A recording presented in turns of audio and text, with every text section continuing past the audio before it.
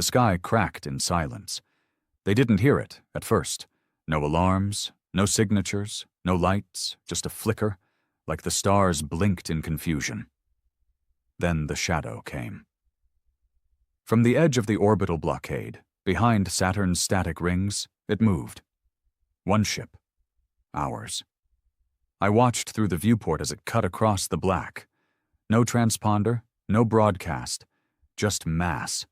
A slow glide. Too smooth, too calm. The kind of silence that made aliens stop breathing. We'd never told them about this ship. Hell, we didn't tell ourselves. But it was real now. Earth's hidden supercarrier. I felt it in my chest before I saw it on radar. Like pressure. Like gravity changed. The crew went quiet. Even the ones who didn't believe in ghosts. I stood at command, boots heavy on the steel. No words. Just eyes on the black. Then it came into full view. 5 kilometers long, matte black hull, no seams, no lights. It moved like it wasn't moving, just there, like a continent cut loose into orbit. The alien fleet stopped firing. They didn't understand what they were looking at.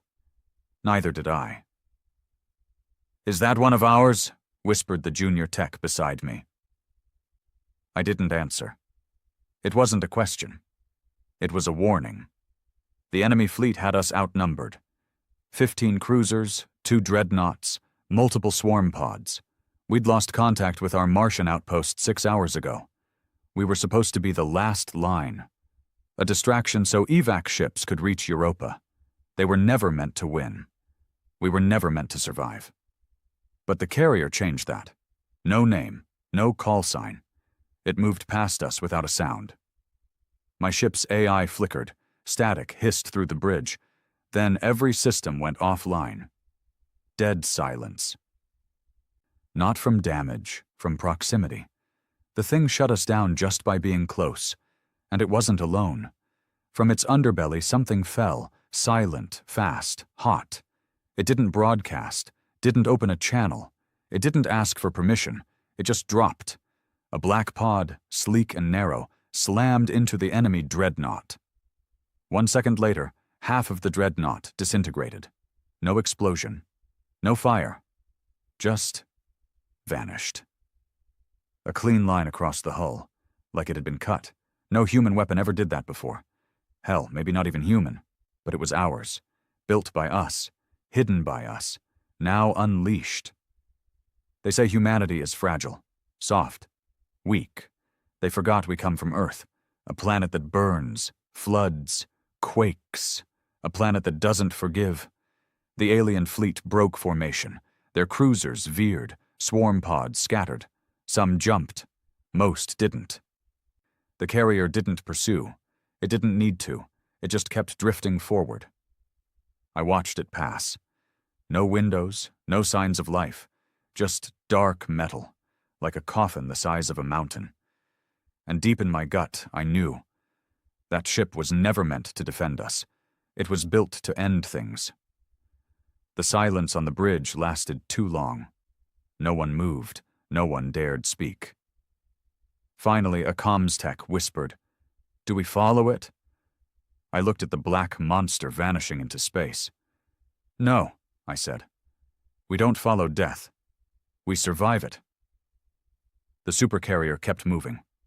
It didn't look back. It never had to. After it passed, the stars felt dimmer. We stayed in silence for a long time. On the bridge, no one moved. No orders, no blinking lights, no rush to fix systems. Just the cold hum of backup power, flickering weak across dead monitors. We didn't even try to speak. The carrier was gone now, moving beyond the grid, past Saturn's reach. But the space it left behind didn't feel empty. It felt heavier, like something had settled into our lungs. I stood there, hand still gripping the steel railing in front of the main viewplate. The metal was slick with sweat. I didn't even know I'd been shaking. "Status," I said. My voice was hoarse, rougher than it should have been. The crew jolted, like sleepwalkers waking from a fall. Rebooting primary systems, said Ops. Slow response. AI link unstable. Might take manual control. External sensors? Some back. Comms still fried. No contact with the fleet, or what's left of it. I nodded. There wasn't a fleet anymore. I knew it. Everyone did. The enemy was gone, evaporated, scattered into dark corners of orbit, like rats that saw the traps spring snap shut. Whatever that carrier did, however it erased half a dreadnought with one silent strike, it didn't just kill metal, it killed courage. I turned away from the viewplate and faced the crew. 23 soldiers, operators, analysts, all armed, all trained, all rattled to the bone. They weren't afraid of dying. They were afraid of us, our secrets, our silence. The fact that someone on Earth had built a weapon and never told us. Not command, not high brass, not fleet control. That thing was hidden, on purpose. I tapped into the emergency relay hard link, manual override, rerouted power, sparked life into auxiliary readouts. A few screens flared, glitchy, fractured images, static overlays, but one feed came through. Grainy, shaky, a single drone, still alive, drifting near the debris field. I leaned in. The image shook from impact residue. Radiation ripples across the screen, but the carrier, still visible in the distance, a dark shadow fading into black space. Then I saw the marks, not weapon ports, not standard, symbols, carved into the hull like etchings in obsidian. Foreign, too symmetrical to be random, not language, not ours, and deeper, underneath that, the burn marks, scars. The ship had been hit before. No hull should have survived that. But it had. I pulled up archived ship designs. Nothing matched. No file, no blueprint, no asset report. The carrier didn't exist on any registry, and yet there it was. 5 kilometers of silent vengeance, floating like a tomb with engines. They built it for something. Not just this. This was a test. Someone had finally decided we were worth showing. Or maybe warning. I turned toward Lieutenant Harkin at the tactical station. Young. Steady hands, but pale now. He looked at me like he wanted to speak. I gave him the nod. What if it's not ours, he said. His voice was soft. What if it was buried here, and we just woke it up? The others didn't respond, but they were all thinking it. I stepped closer, looked him in the eye. No one buries a carrier like that by accident. But we built it, I said. Someone did. Silence. Then the comms cracked. One line, dead static, then a voice. Male. Calm. Fleet command to Outpost Vengeance. Sit rep. I keyed in manual reply. This is Commander Thorne. We've lost the Martian relay. 72% fleet casualties. Enemy scattered. 1 unidentified Allied vessel engaged and neutralized enemy dreadnought. Static again. Then the voice. Acknowledged. Maintain position. Do not pursue. Upload all visual and sensory data on UAV. That was it. No questions. No shock. They knew. They'd always known. I ended the transmission. They didn't even ask what it was. That meant it wasn't just real. It was theirs. I leaned against the console, the edge biting into my palm. I stared at the blackened screen where the carrier had faded away. This wasn't a war anymore. It was a message. Not for the enemy. For us. Sir. It was Ops again. Sir, I think you should see this. She pulled up thermal sat feeds. Low orbit. Glitched at first, then cleaned. Earth, bright, blue, then something else. A ripple, like a heat wave across the surface. I narrowed my eyes. No impact signature? None. But we ran image history. That heat pattern didn't exist 30 minutes ago. Origin? Ops paused, swallowed. Antarctica. Of course. No surveillance. No satellites allowed, no flyovers. It wasn't just hidden. It was buried. And that ship had launched from there, not from orbit, not from another planet, from Earth.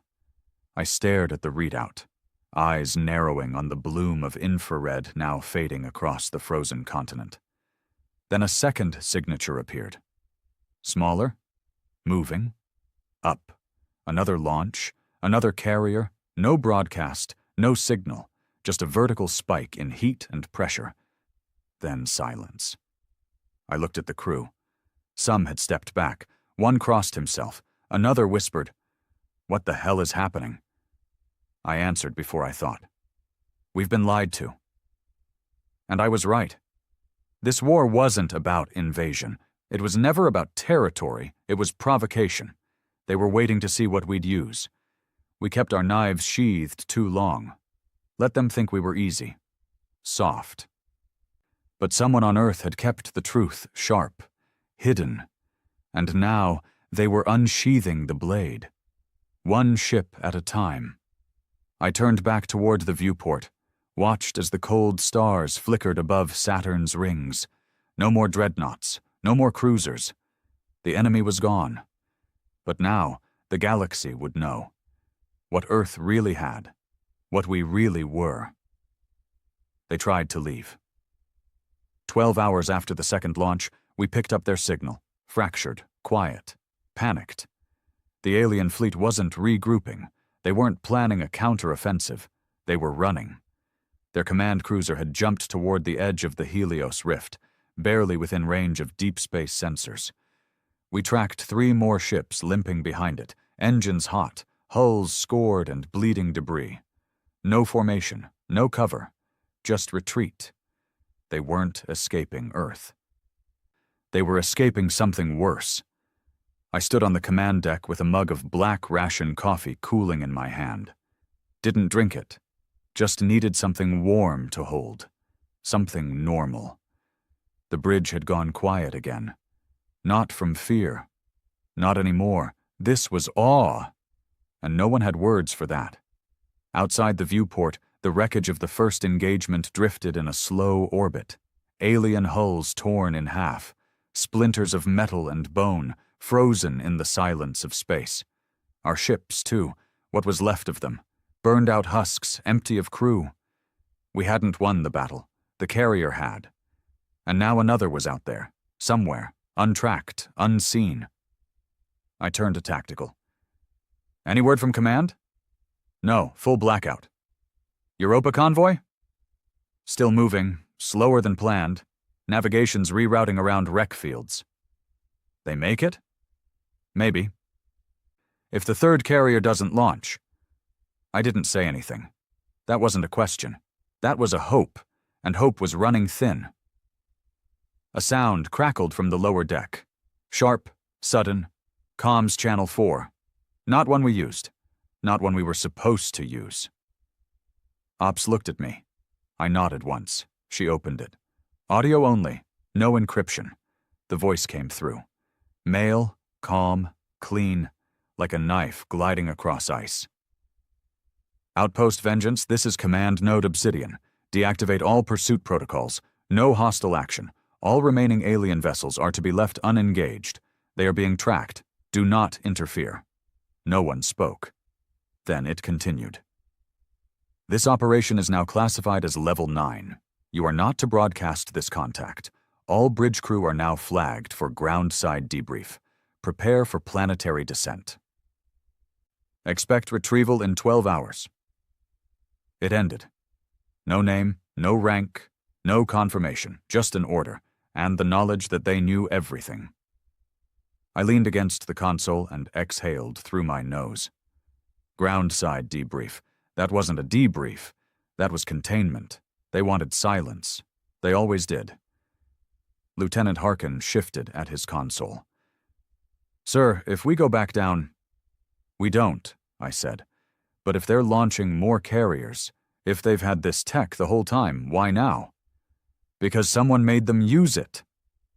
That was the truth. We hadn't deployed our monsters because of policy. We deployed them because something cornered us, and Earth doesn't die in a corner. It bites. Hard. I looked at my crew. Operators, engineers, survivors, every one of them had lost something in the last 3 days. Family, friends, a limb, a reason. But now they had something else. Fear, not of the aliens, of home. "I want black box backups running," I said. "All data, all visuals, get it into a hardened drive. Physically, no uplink." They hesitated. That was an act of disobedience. I gave them the stare. One by one, they moved. They understood. Truth doesn't survive in a transmission. It survives in hands, in scars. We worked in silence, systems flickering back online slowly, life support stabilized, engine heat normalized. The ship was functional again. But it felt different now, like we were ghosts crewing a myth. We were still in low orbit when the third carrier launched. No warning, no countdown, just a bloom of infrared over the Himalayas. Mountain cracked open like an egg, and from it another shadow rose. Not the same shape. This one was sleeker, shorter, brighter hull. A different breed, lighter, faster, a carrier meant for pursuit. Ops turned toward me, eyes wide. "Sir, this one's broadcasting." I moved to her station. The signal was on all bands, not encrypted, meant to be heard. A message repeated in loop. "Engaging final evasives, enemy contact sustained, Earth response deploying, observation terminated." Then coordinates. Location, edge of the Andromeda breach, not local. That meant they weren't running from us. They were running from something else. And we had sent the pursuit carrier after them. Earth was chasing the survivors across galaxies. We weren't just defending anymore. We were hunting. "Sir," Ops said, voice low, "I think we need to decide, do we report this or vanish?" I didn't look at her. I watched the new carrier disappear into the dark. And I answered quietly. "We're already ghosts." 3 hours later, I gathered the crew in the cargo hold, sealed it. No cameras, no surveillance, only steel and breath. "I'm not going back," I said. "No speech, just truth.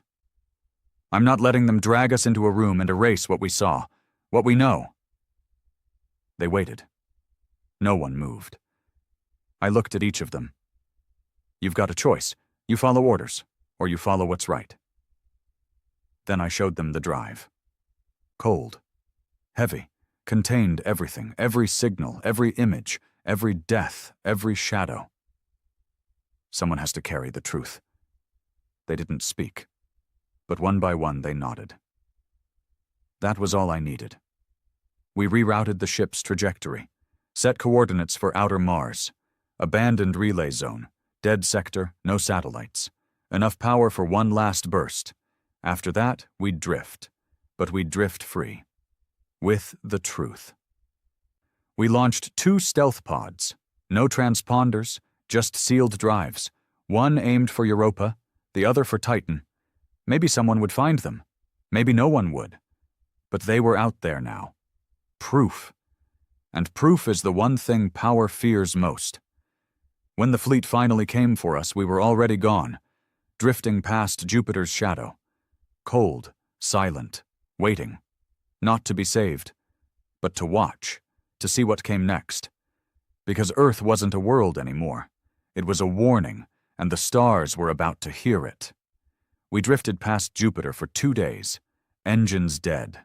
Power low, life support stable, barely. We rationed heat, light, and breath. No comms, no pings, not even passive scans. We didn't want to be found. Not by Earth, not by what Earth had become. I sat in the forward module, alone, staring through the angled glass at the black beyond. Stars looked different now. Smaller, not because of distance, but because of what we'd seen.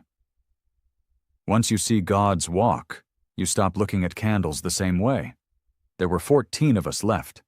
6 had opted to eject in silent pods. Couldn't take it. Didn't want to be part of it. Thought disappearing into the void was cleaner than watching Earth turn into what we feared it already was. I didn't blame them. Hell, I envied them. I checked the physical drive again. It was sealed in a titanium case, magnetic lock keyed to my pulse. Primitive tech, old Earth, unhackable.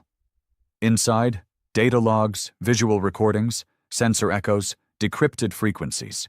Everything we saw, everything they didn't want seen. I didn't know if it would survive, but I would, because someone had to. Commander, Ops' voice buzzed over the hardline. You should see this. I stood slowly. My knees cracked.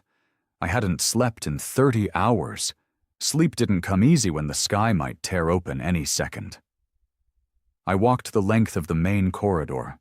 Emergency lights painted everything in that sick red glow, the color of dying ships and last warnings.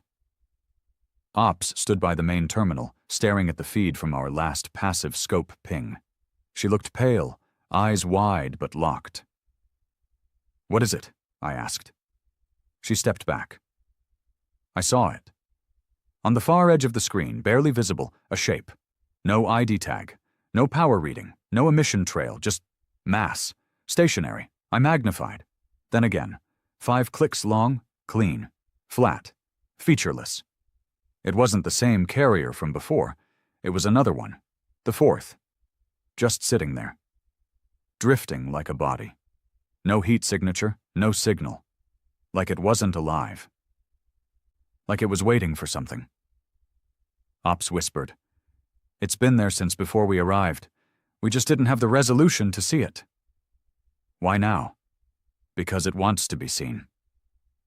I looked at her. She was right. Nothing that big goes unnoticed unless it lets you not notice. The timing, the silence, the way it drifted just inside the thermal shadow of Jupiter's outer magnetosphere.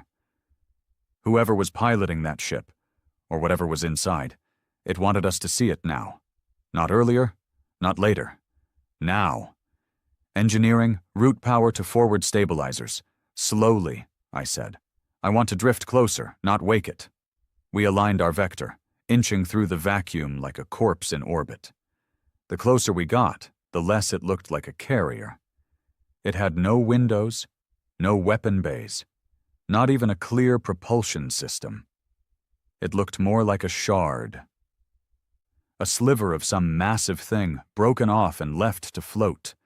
But as we neared, lights began to flicker across its surface. Not external, internal, like it was alive and dreaming. Harkin leaned in. Sir, there's something moving. He was right. Inside the black, behind layered shielding and whatever that hull was made of, shapes moved. Not people, not crew, weapons, sleeping, stacked, rows and rows, sleeper pods for machines. I didn't know what to call them. Drones, armor units, sentinels? Didn't matter. I knew what they were for. Not defense.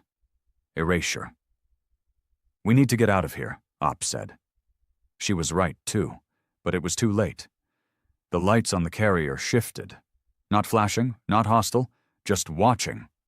Then something new happened. Sound. Not external. Internal. A vibration. Low. Like a deep hum that rattled your lungs. Even in vacuum. The ship was singing. Not music. Resonance. Like a tuning fork made for stars. Harkin's station flared. He shouted, It's broadcasting. I stepped in. On what band? He looked up. His face had gone gray. No band. What? No radio, no EM, no subspace. Nothing in our range. Then what the hell's broadcasting? His eyes met mine. Us. Our ship. Our metal was vibrating. The damn thing was using us like an antenna. Shut down all systems. Full kill switch, I ordered. Too late. The signal had already gone out. To where? No clue. Maybe Earth. Maybe not Earth. We stared at the thing as the lights across its surface dimmed. Not off. Just back to sleep. Then, as slow as it had appeared, it began to turn. Not with thrusters, not with force, just pivoting like some ancient leviathan in water. Then it vanished. Not cloaked. Gone. No warp trail, no jump echo, just gone.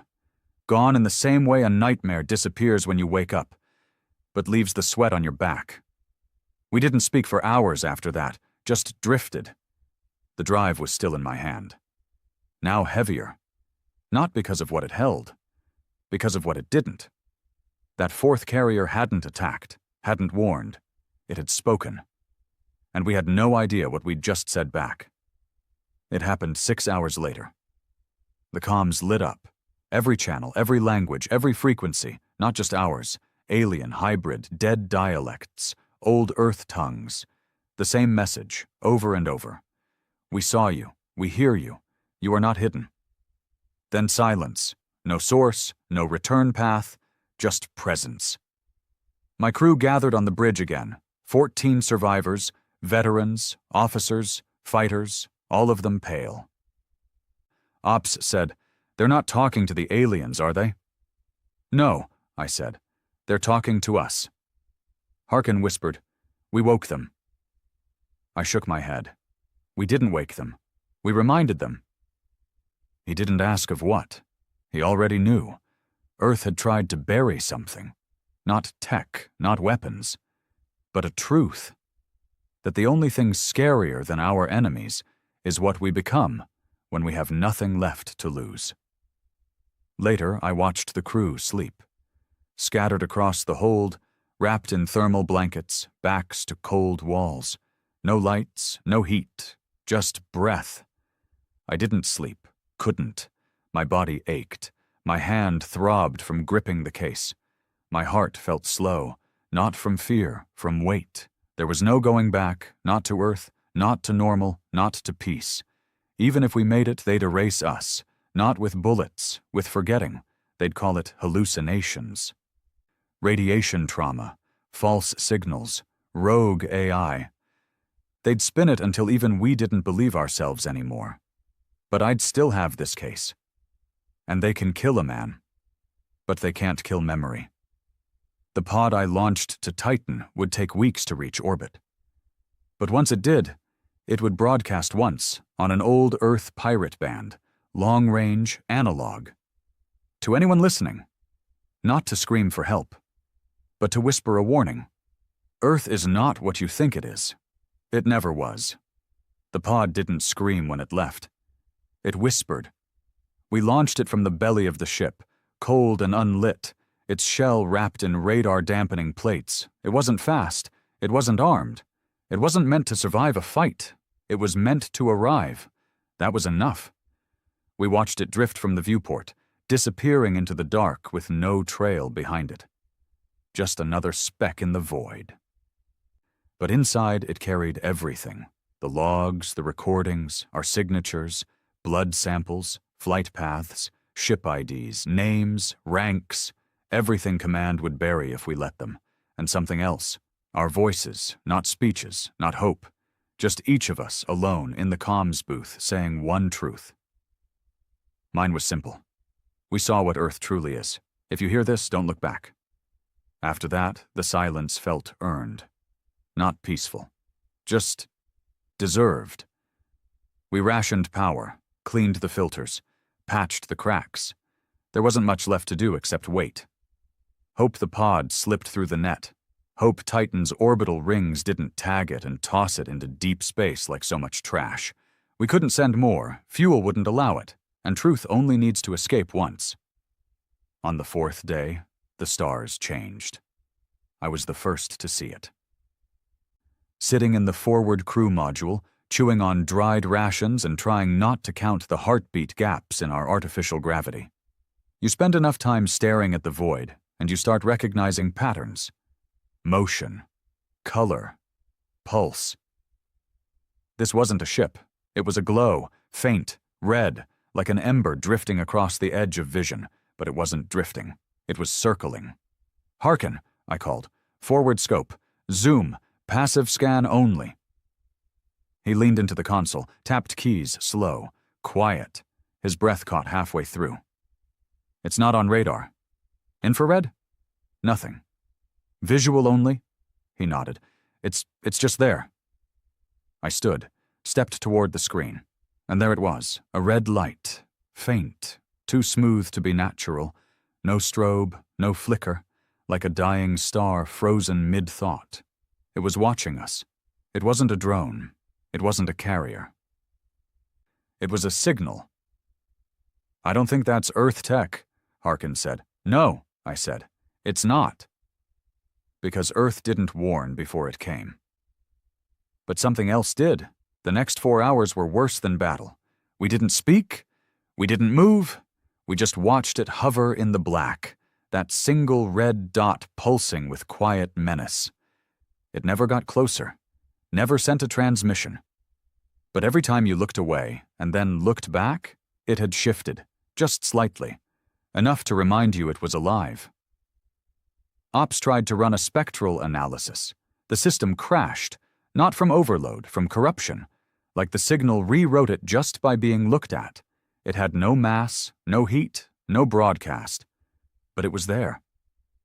Watching. "Do we power up shields?" someone asked. I shook my head. "We don't poke it, we don't touch it. We let it watch." Because I knew what this was. Not a scout, not a threat. It was a test. They'd seen the carriers. They'd seen the message sent into the void, and now they wanted to know. What kind of species would defy its own gods? We had, and the stars had noticed. It stayed for 12 hours. Then it vanished. No burst, no jump, just gone, like it had blinked out of existence or simply decided we weren't worth burning. I sat alone after that, half asleep in the command chair. The crew rested where they could. All of us running on instinct now, half alive, half dead. We were already dead, in a way. Earth would never take us back. We'd seen too much, and something in the dark had seen us. Day 6. Harkin came to me with a look I didn't like. "You need to hear this." He guided me to the comms room. He'd been running background scans on passive channels.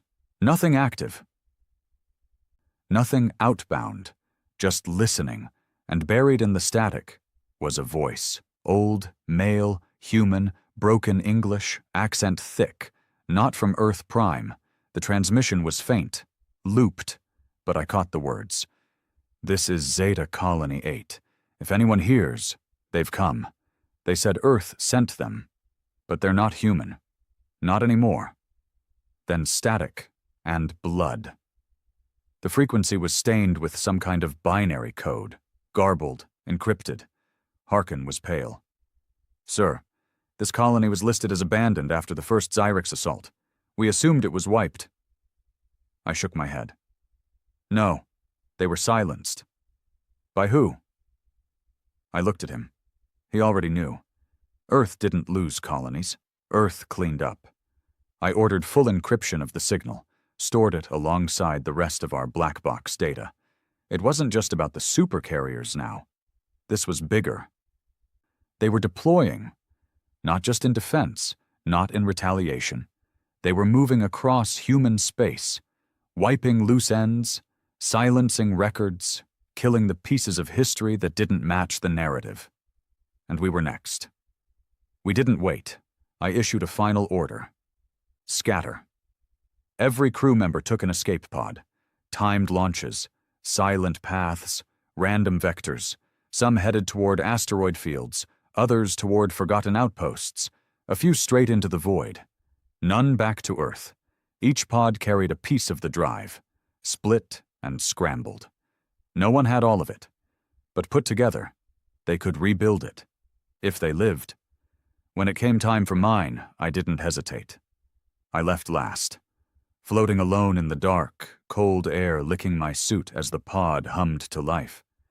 The ship drifted away behind me, our broken shell of truth. I didn't look back. Because ghosts don't have homes. As the pod left orbit, my onboard monitor picked up one last signal.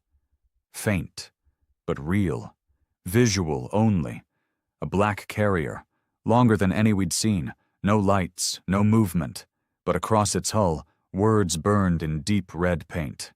We were silent too long, and below that, now we clean. I didn't cry, Didn't pray, just leaned back, closed my eyes, and whispered, "Let them come." My pod was dying, oxygen down to 22%. Water filter corrupted. The heating coils worked in pulses, and every 6th minute my breath turned white. But the black outside was clean, and silence was safer than any voice I knew. I'd programmed the pod to drift on a non-ballistic arc across the shadow of Ganymede, not toward the colony, away, toward the crust fractures no one ever bothered to chart. No satellites, no patrols, just cold ice, rock, and the bones of old satellites from before the collapse. I wanted to be invisible. I wanted time to think. But Earth doesn't leave its problems behind. It hunts them. On day 14, the dreams came. Not mine. Not natural. They weren't dreams so much as impositions. Memories that didn't belong to me. Images stitched together from heat and pain. A hangar the size of a mountain. Rows of things that breathed but didn't blink. Voices in helmets, machines that screamed when touched. And always, the ship. It appeared in every dream, the long black carrier with no name and no lights. But in the dreams, it spoke, not in words, in pressure, in weight. It pushed feelings into my chest like stones into a grave. Rage, betrayal, justice, not for what had been done to Earth, but for what Earth had become. I woke on the 15th day choking on dry blood. Nosebleed, standard atmo failure. My suit rebalanced pressure, but not in time to stop the damage. I cleaned it with my sleeve. Didn't matter. I was already marked. That's when the signal came. No ping, no warning, just presence. A quiet vibration in the hull. Soft, subtle, like fingers brushing steel. Then a voice filled the pod. Male, calm, controlled. Not a broadcast, a direct intrusion.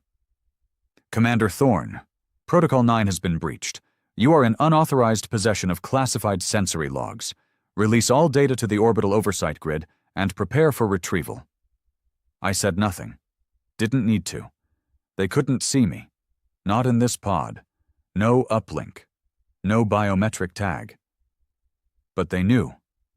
They always did. Another vibration. "Commander, you are interfering with planetary-level cleansing operations. You are advised to comply. Failure will result in escalation." That word. Cleansing. They weren't even pretending anymore. I opened the drive interface manually, sealed in lead, pulse-locked, offline. It would take me 17 minutes to unpack and transfer the data into the pod's self-destruct uplink, assuming they didn't intercept me mid-process. So I made my choice.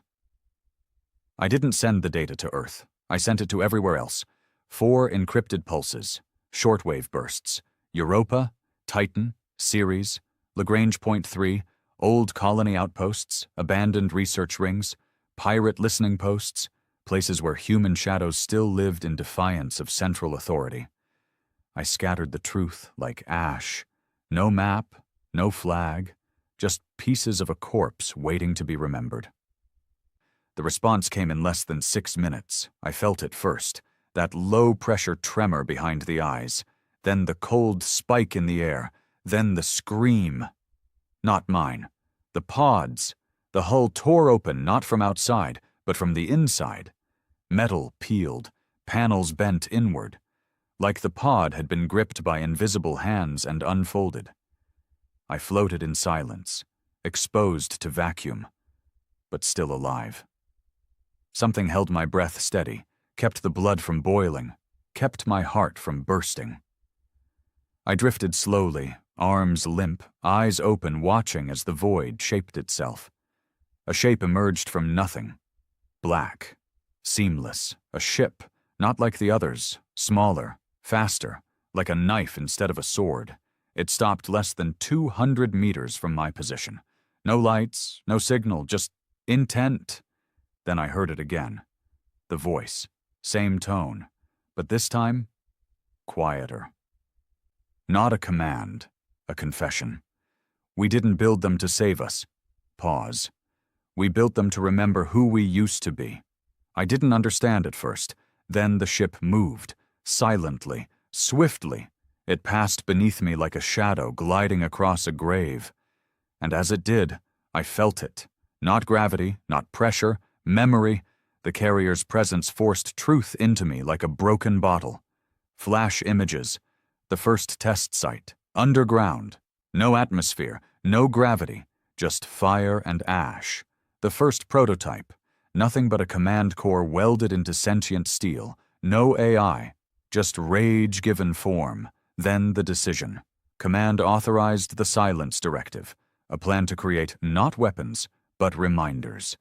Ships built not to win wars, but to outlast civilization, to drift long after humanity had destroyed itself, to survive and warn whoever came next.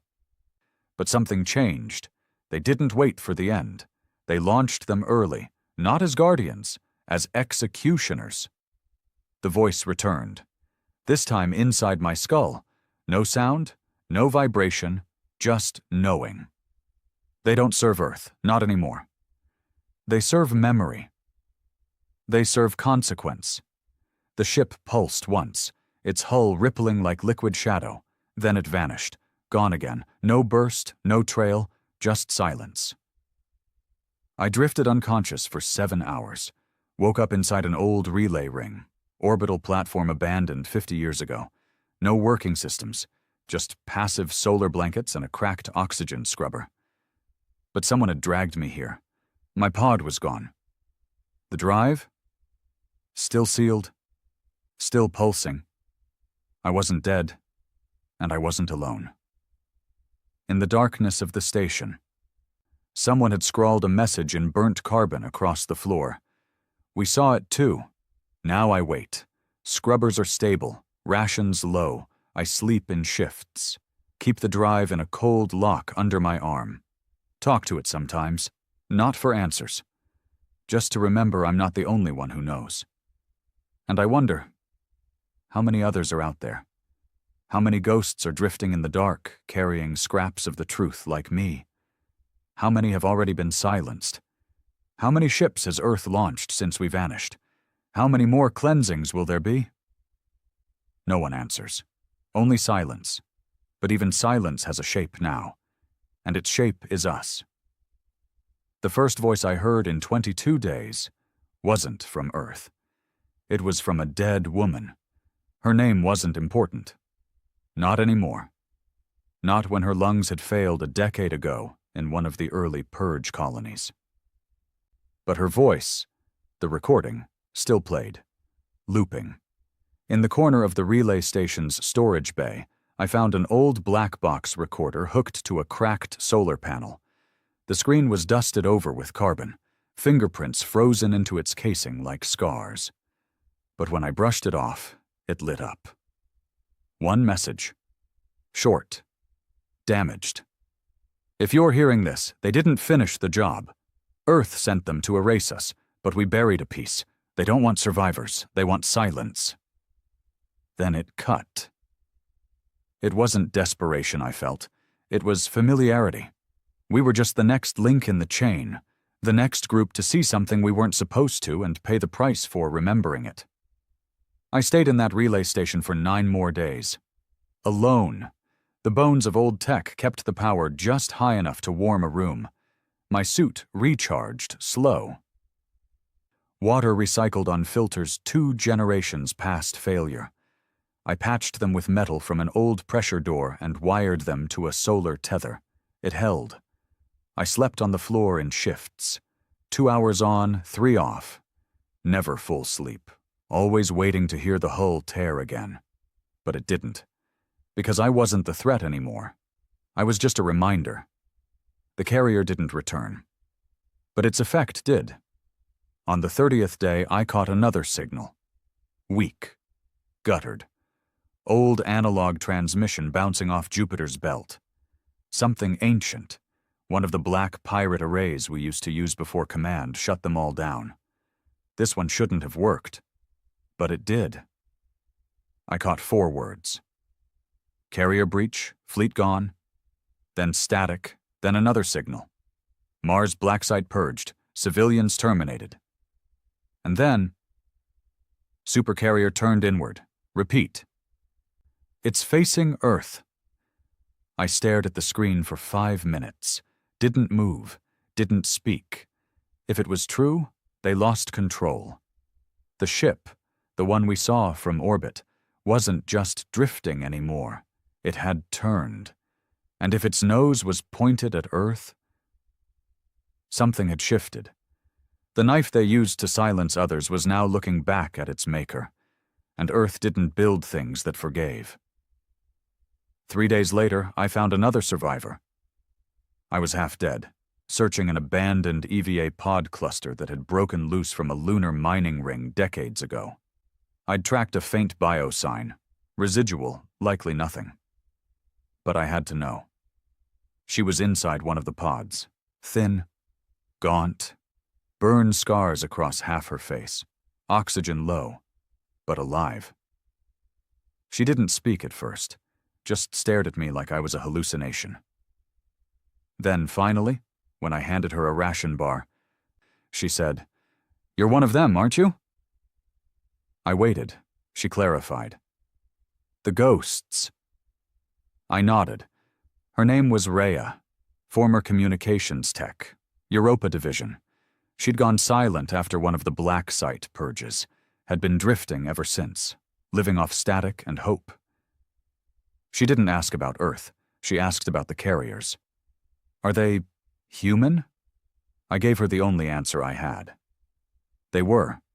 We patched her pod and linked it to mine. Created a 2-unit drift system, primitive, exposed, but enough to move. We didn't head toward help. We headed toward memory. Series.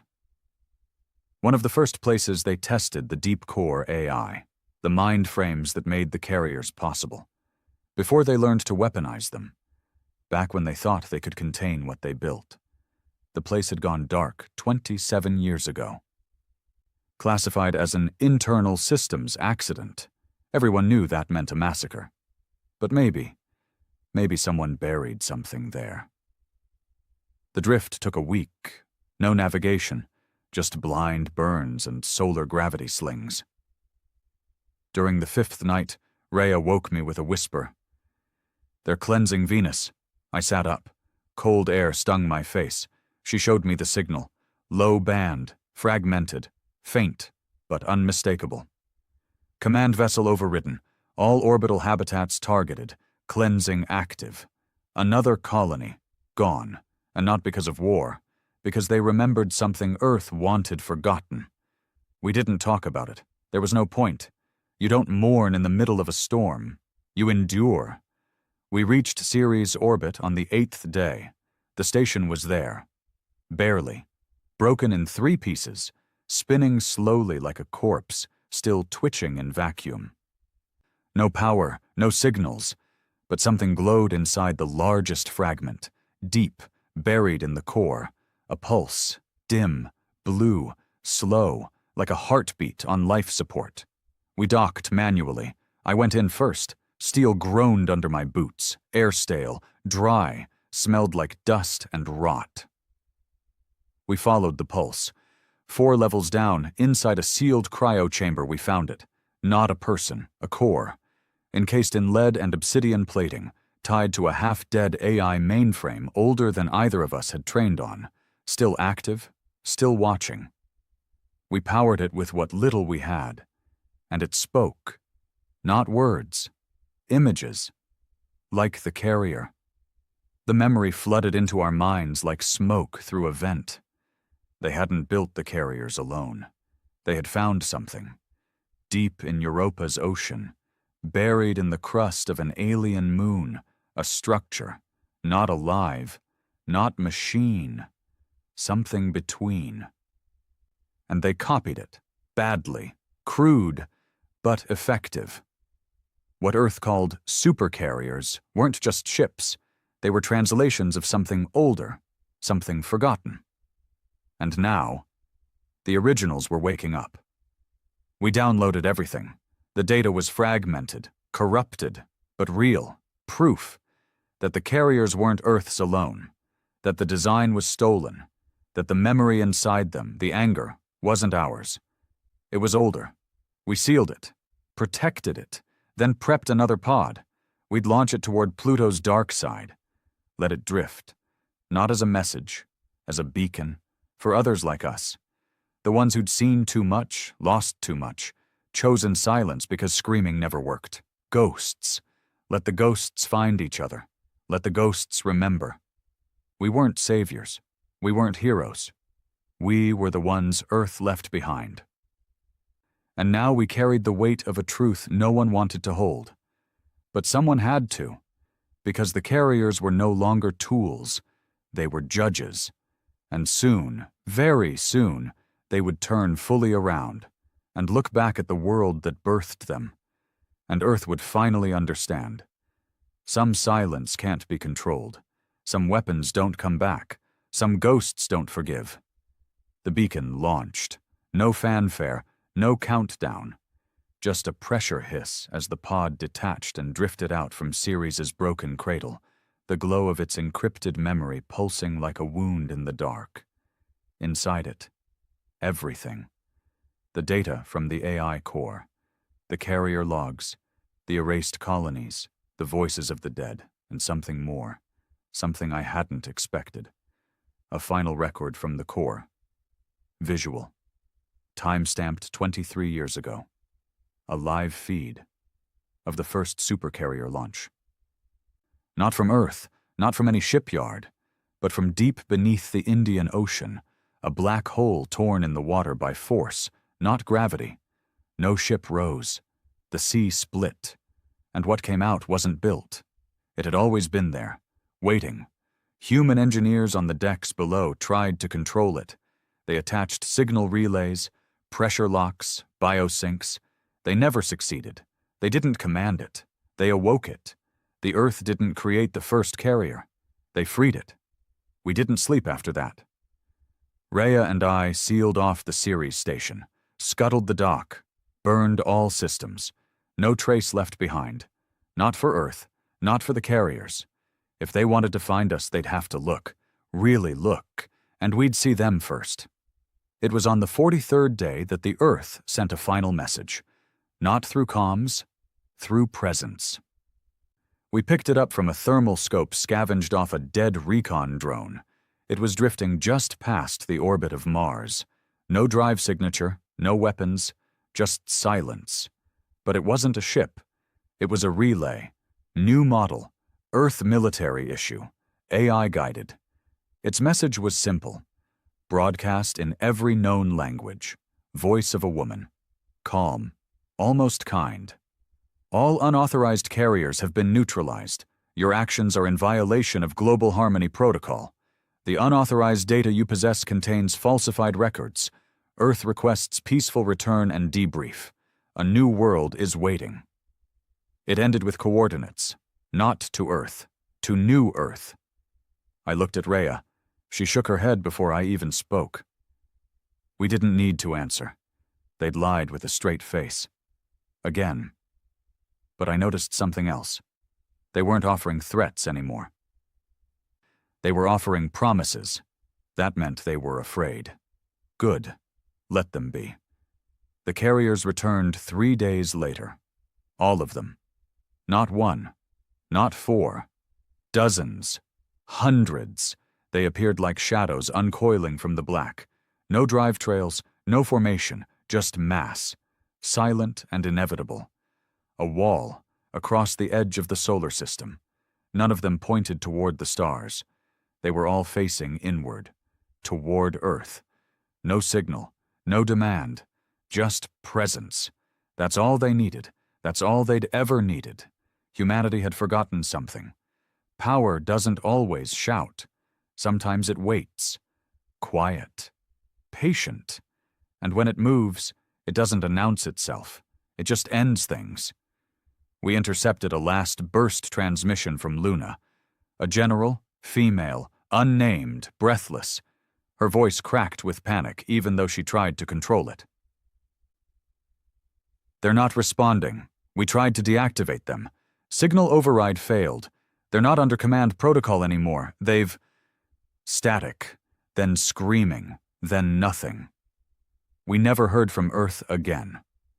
In the weeks that followed, we tracked impact signatures. Silent, surgical. The carriers didn't destroy cities. They removed them. Entire regions, clean-cut zones where no heat, no light, no matter remained. Not nuclear, not orbital. Something worse, memory erasure in physical form. They weren't bombing Earth. They were rewriting it. Cleansing not out of hatred, but because the rot had gone too deep. Because humanity, as it was, had tried to enslave its own warnings. And now, the warnings were returning the favor. I asked Rhea once, as we stared into the black where Earth used to be bright, "Do you think they'll stop?" She looked tired. Not old, not afraid, just tired. "No," she said. "Not until everything is forgotten." I nodded. Because that's what the carriers were. Not vengeance, not justice, just forgetting made manifest. The final silence humanity had earned. Our beacon had long since left our system. We never heard back. But we watched the outer systems darken. One by one, old colonies, secret labs, war satellites, each went dark. Not destroyed, just silenced. The carriers weren't chasing, they were retrieving, bringing back the parts of Earth it tried to abandon, all the ghosts, all the truth, all the violence, and pulling it into a single memory, to erase it. Rhea died in her sleep. No struggle, just stopped breathing. Her body was still warm when I found her. I didn't cry. There was no point. Tears are for grief. This wasn't grief. This was consequence. I burned her pod, let the oxygen explode outward like a flower. She deserved that. Not burial. Release. Now it's just me, alone in a shell of carbon and old air, watching stars I don't trust. My bones ache. My hands tremble. The memory drive pulses next to my chest. Faint now. Maybe it's dying. Maybe it's alive. Doesn't matter. I'll keep it until I'm gone. Because someone has to. Because if there's one thing left to do, it's this. Remember what they wanted erased. Earth made its silence, and the silence answered. It came not with fire, but with forgetting. And as the last living man who knew, I whisper this now, into dark frequencies, into ghost signals. We were warned. We warned ourselves. We built gods in our image, and they turned around to look at us. And in the end, they didn't scream. They didn't cry. They just stared until Earth forgot itself. And the last light blinked out